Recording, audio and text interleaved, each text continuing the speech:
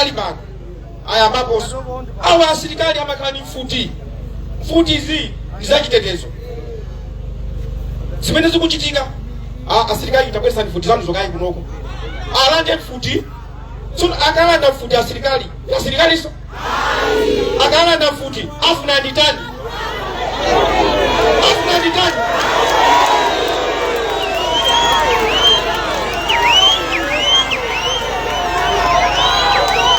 ndiye akumanena kuti timbane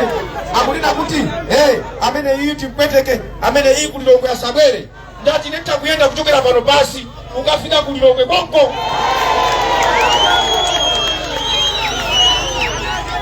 ine ndingaope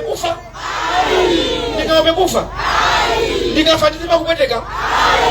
ukafa umava kupweteka mu Bible muli mawu muzachita chibwana kufikira lida chibwana ino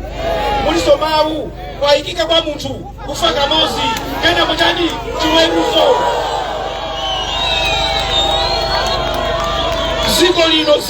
Ziko lino chikafuna kukonza osamaopsezana iyayi osamaopsezana olwakanipa andija